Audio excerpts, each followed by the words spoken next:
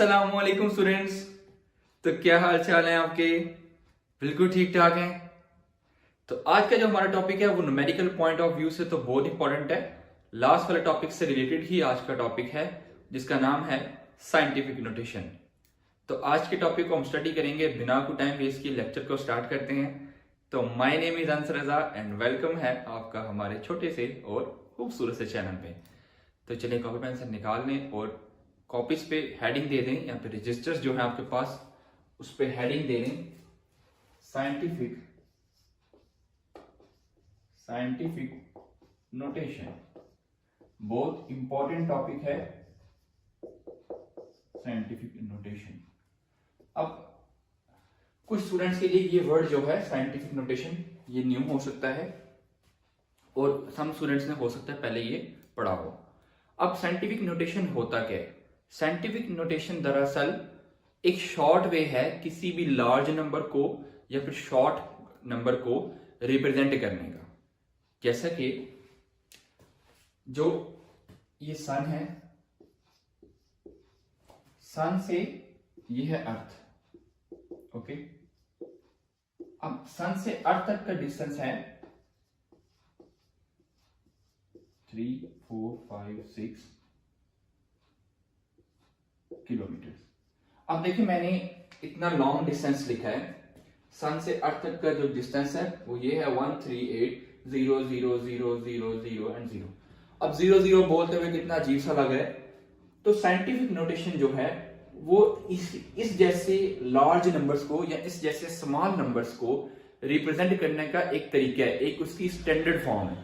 यानी कि ये जो लार्ज नंबर है हम इसको एक शॉर्ट फॉर्म में भी लिख सकते हैं और उसी शॉर्ट फॉर्म को क्या कहते हैं? साइंटिफिक नोटेशन ही कहते हैं। अब साइंटिफिक नोटेशन होता क्या है? साइंटिफिक नोटेशन दरअसल एक शॉर्ट फॉर्म है कि कोई भी हमारे पास मान लें कि रियल नंबर होगा। ये ए जो है वो कोई भी नंबर हो सकता है 1 to 9, फ्रॉम 1 to 9 कोई भी नंबर हो सकता है और वो मल्टीप्लाई हो रहा है किसी भी पावर ऑफ 10 से। यानी कि n जो है वो कोई भी पावर हो सकती है। ये साइंटिफिक नोटेशन की स्टैंडर्ड फॉर्म है। ठीक है, ये कोई भी रियल नंबर हो सकता है, कोई भी एनी पावर। ठीक है, ये कोई भी नंबर हो सकता है। ओके, तो ये जो है ये साइंटिफिक नोटेशन की स्टैंडर्ड फॉर्म है, इसी को साइंटिफिक नोटेशन ही कहते हैं। अब हमारे पास ये डिस्टेंस है सन टू अर्थ का, इसको हमने अब शॉर्ट फॉर्म में लिखना है। अब वो किससे लिखना है वही तरीका अब हम सीखेंगे। तो ये हमारे पास नंबर लिखा हुआ है 138, देन हमारे पास आगे हैं 6 zeros किलोमीटर। ये जो है ये तो यूनिट है। अब इसको शॉर्ट फॉर्म में किससे लिखना है?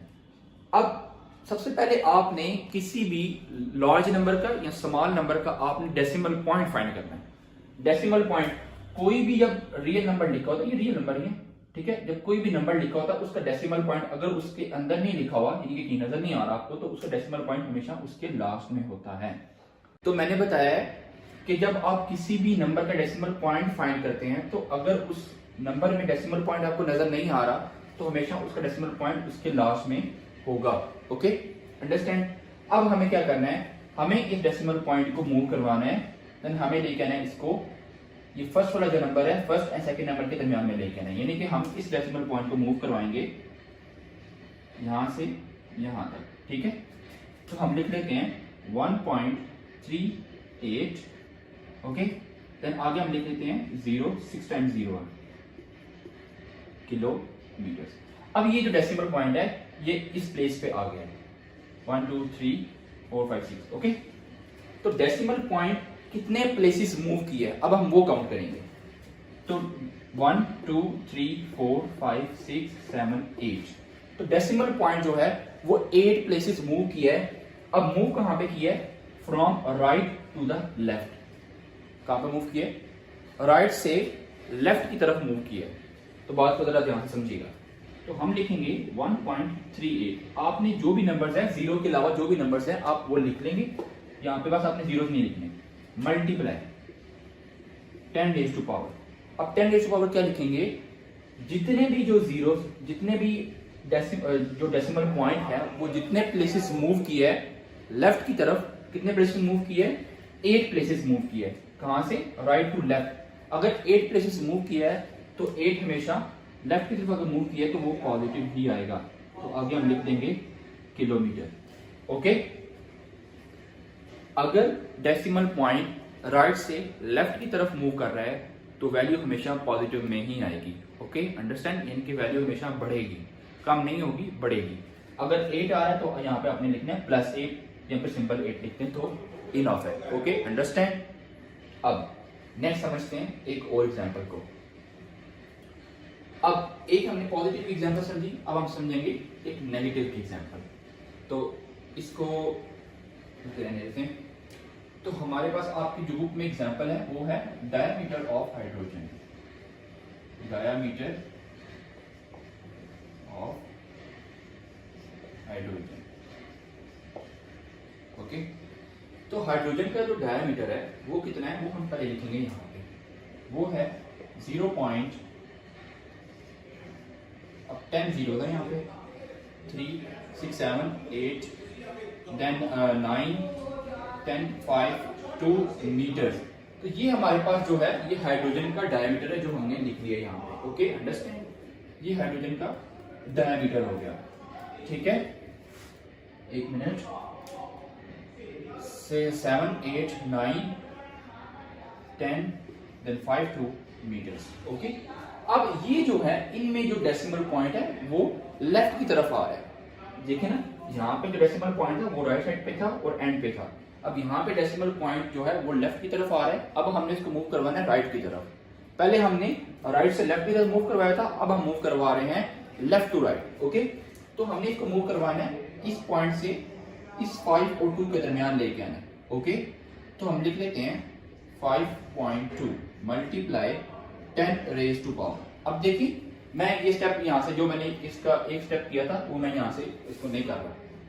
अब हमने क्या करना है, इस डेसिमल पॉइंट को अगर हमने मूव किया है लेफ्ट टू राइट, बात तो याद रखिए, अगर decimal point left to right move करेगा तो वैल्यू हमेशा नेगेटिव में आएगी, वैल्यू हमेशा नेगेटिव में आएगी। अगर वैल्यू साथ कोई नहीं लिखी हुई है, 10 रेज टू पावर हमेशा नेगेटिव में ही आएगी।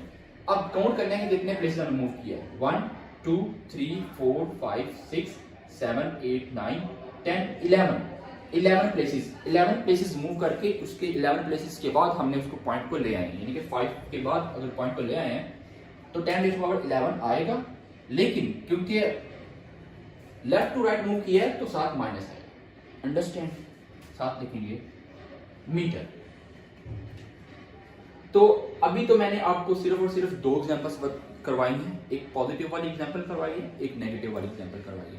अब हम 2 से 3 एग्जांपल्स और देखेंगे। पहले मैं वैसे एग्जांपल से एक और करवाता हूं। देखिए, मान लें कि हमारे पास ये लिखी हुई है 62.45 multiply 10 raise to power 4 metres. ठीक है, उन्होंने कहा है कि अभी ये भी स्टैंडर्ड फॉर्म ही है, बट उन्होंने कहा है कि इसको मजीद सिंप्लीफाई करो, मतलब और अच्छी स्टैंडर्ड फॉर्म में लेके आओ। यानी कि ये जो डेसिमल पॉइंट है वो आप कोशिश करें कि इस 6 और 2 के दरमियान में लेके आए। तो इस डेसिमल पॉइंट को हम मूव करवाते हैं इस इधर 6.245 मल्टीप्लाई 10 रेज़ टू पावर। अब 10 रेज़ टू पावर क्या होगी, ये हमारा जो मेन पॉइंट है, इसके बारे में बहुत सारे स्टूडेंट्स को कंफ्यूजन होती है, इस पॉइंट को आपने देखना है।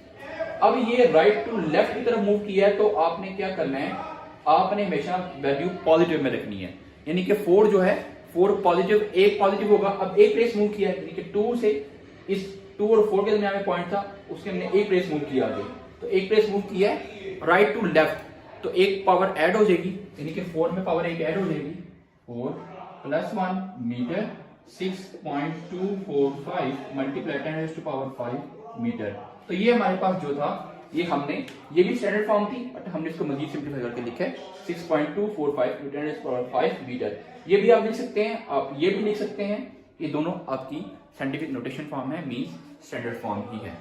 अब हम एग्जांपल्स को स्टडी करेंगे, जो 2 एग्जांपल्स हैं पेज में उनको आप स्टडी करेंगे और मजीद हम देखेंगे कि किस तरह हम साइंटिफिक नोटेशन को एक्सप्रेस कर सकते हैं, किसी भी नंबर को हम साइंटिफिक नोटेशन में एक्सप्रेस कर सकते हैं। तो अब हम जो है वो एग्जांपल 1.1 को सॉल्व करेंगे, उसके 2 पार्ट्स हैं उनको सॉल्व करेंगे, ये भी साइंटिफिक नोटेशन की ही एग्जांपल्स हैं। तो फर्स्ट पार्ट में देखें, उसने हमें ये कहा है ये 2 टर्म्स हैं, आप इनको सम अप करें, 2 साइंटिफिक नोटेशन की ही टर्म्स हैं और इनको सम अप करके आप सिंगल साइंटिफिक नोटेशन की फॉर्म में लिखें। ठीक है, तो सबसे पहले हम देखेंगे लिखा हुआ 5.123 मल्टीप्लाई 10⁴ मीटर प्लस, अब देखें अब हम इसको सम अप किस तरह करेंगे।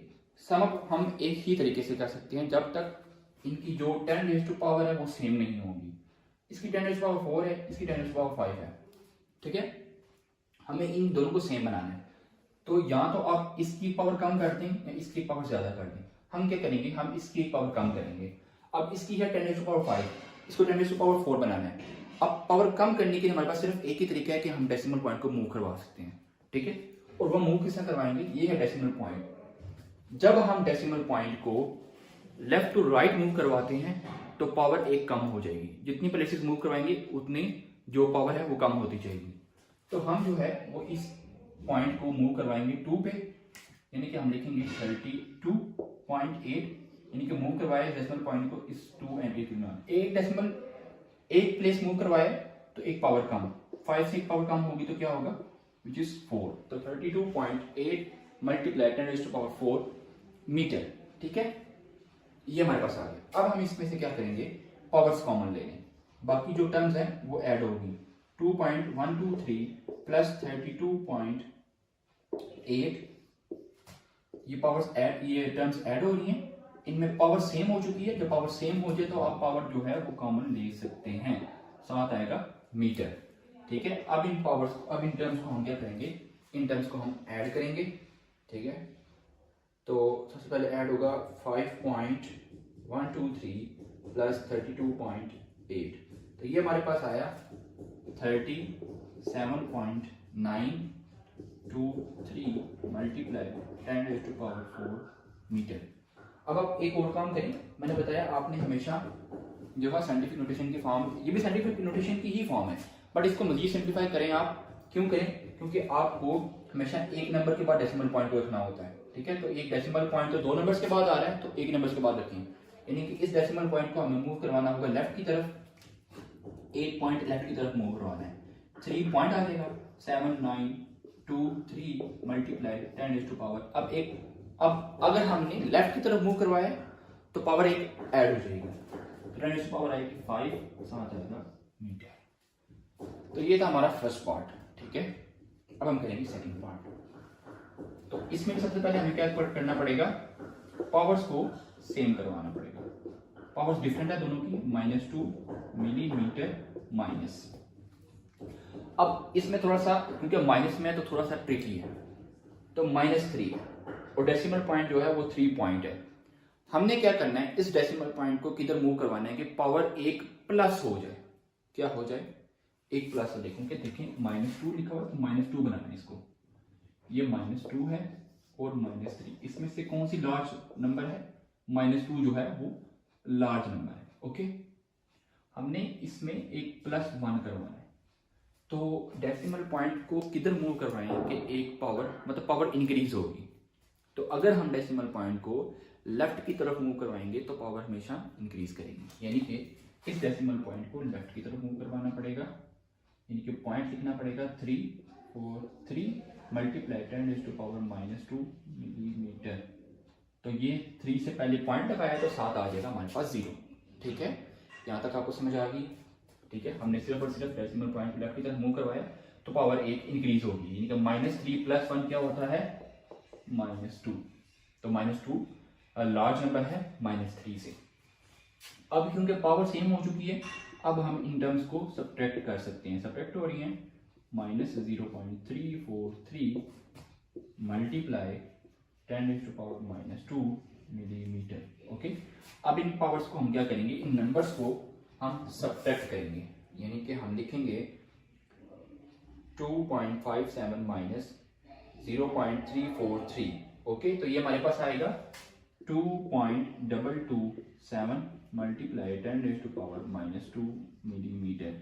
अभी आपको लग रहा होगा कि यहाँ तक ये स्टैंडर्ड फॉर्म आ चुकी है। हाँ, स्टैंडर्ड फॉर्म तो आ चुकी है, बट एक हमारे पास एक स्टेप और भी है, वो ये है कि यहाँ पे देखें ना, यहाँ पे सिर्फ ये सिंगल एम आ रहा है, यहाँ पे डबल एम आ रहा है। डबल एम क्यों आ रहा है, क्योंकि एक तो मीटर है, साथ एक लिखा हुआ है प्रीफिक्स। हमने लास्ट टॉपिक में स्टडी किया था प्रीफिक्स के बारे में कि हमें प्रीफिक्स किस तरह हम प्रीफिक्स को ऐड कर सकते हैं, ठीक है। तो इस प्रीफिक्स को हमें खत्म करना होगा। अब हमें पता होना चाहिए प्रीफिक्स की वैल्यू 2.227 मल्टीप्लाई 10⁻⁻²। अब ये है मिली। मिली का अगर आप प्रीफिक्स याद हो आपको, तो मिली का प्रीफिक्स होता है 10⁻⁻3। तो मल्टीप्लाई हो रहा है साथ, तो मिली की जगह लिख देंगे 10⁻⁻3, साथ लिख देंगे मीटर, क्योंकि मीटर का आपको मीटर चेंज नहीं कर सकते, क्योंकि मीटर जो है वो ऐसा यूनिट है। इक्वल्स टू आएगा 2.227 मल्टीप्लाई 10⁻⁻²। अब पावर जो है वो ऐड हो जाएंगे, -2 -3 साथ हो गया मीटर। ठीक है, तो ये हमारे पास आएगा 2.227 मल्टीप्लाई 10⁻⁻5 मीटर। तो ये है हमारे पास स्टैंडर्ड फॉर्म। आपने हमेशा इसी साइंटिफिक नोटेशन फॉर्म में लिखना है। साथ अगर कोई प्रीफिक्स लिखा हुआ है तो आपने उस प्रीफिक्स की जगह उसकी पावर ऑफ 10 लगानी है, तो उसको भी आपने सिंप्लीफाई अंदर ही करना है इसके। ठीक है, सिर्फ साथ सिंगल यूनिट होना चाहिए, ऐसा यूनिट ही होना चाहिए। तो अब हम सॉल्व करेंगे एग्जाम्पल 1.2 को। तो अब हम सॉल्व करेंगे एग्जाम्पल 1.2 को। एग्जाम्पल 1.1 में हमने ए पार्ट जो था वो सॉल्व किया था एडिशन वाला, एंड बी पार्ट जो था वो था सब्ट्रैक्शन वाला। अब पार्ट नंबर एग्जाम्पल 1.2 है, उसमें पार्ट नंबर ए जो है वो मल्टीप्लिकेशन वाला है, एंड पार्ट नंबर बी जो है वो डिवीजन वाला है। अब आप समझिए जरा गौर से।